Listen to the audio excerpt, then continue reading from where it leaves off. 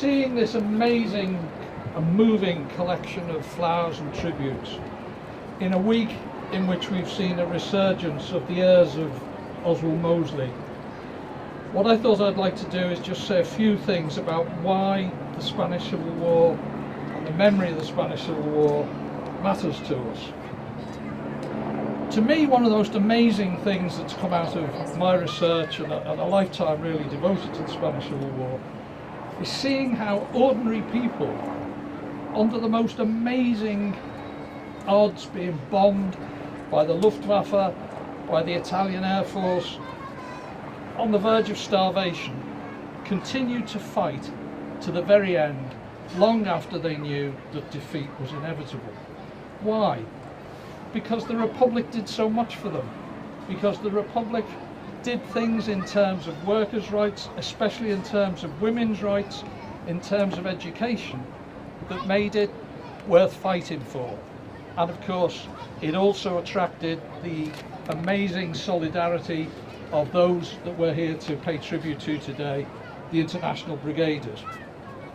So I just want to say a few things about international solidarity and the Spanish Civil War. At the very end of the war, Gustav Reglar, a German communist commissar with the brigades, who stood at the French frontier looking for some of his men who were among the last to cross the frontier. And he wrote afterwards, "That afternoon the Republican troops came. They were received as though they were tramps. The Spaniards were asked what was in their haversacks and ditty bags they carried, and they answered that in surrendering their rifles they had given up all the arms they possessed. But the French tapped disdainfully on the haversacks and demanded that they should be opened. The Spaniards did not understand.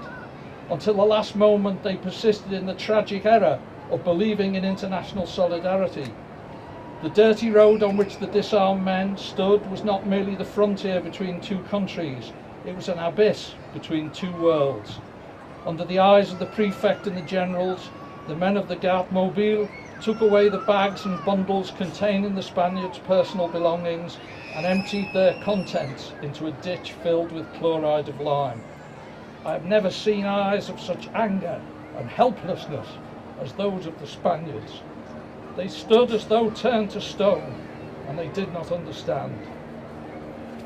In the late 1980s, an American intellectual, Alfred Castle, could still write about the war in Spain as the wound that will not heal. He wrote, "Spain is not my country. The Spanish Civil War, like what followed, was my war. In the course of it I lost friends. I lost hope that Hitler could be stopped before the Second World War. I lost whatever tolerance for communism was left in me after the Moscow Purge trials. Nevertheless, the destroyers of the Spanish Republic would always be my enemies." I quote that because in a way it sort of sums up what my work on Spain has come to mean for me.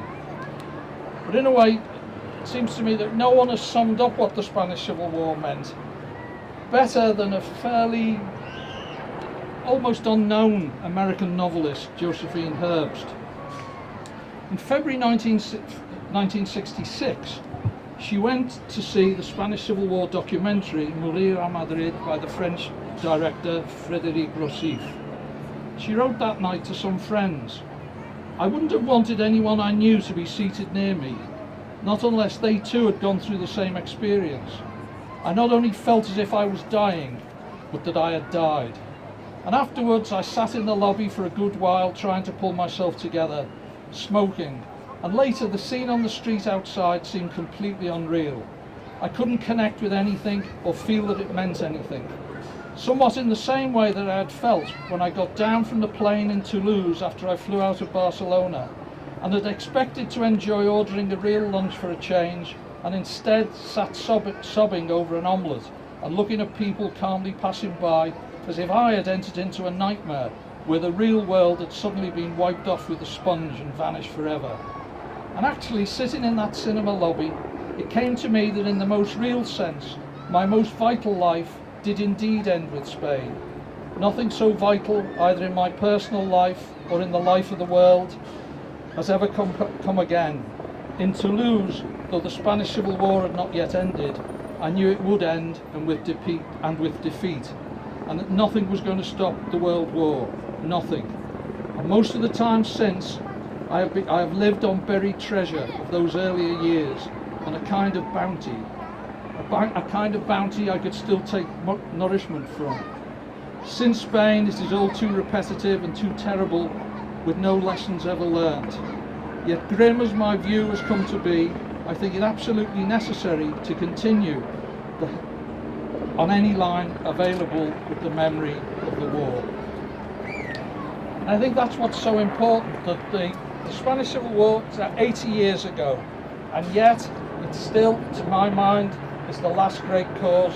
It is still the beacon of international solidarity.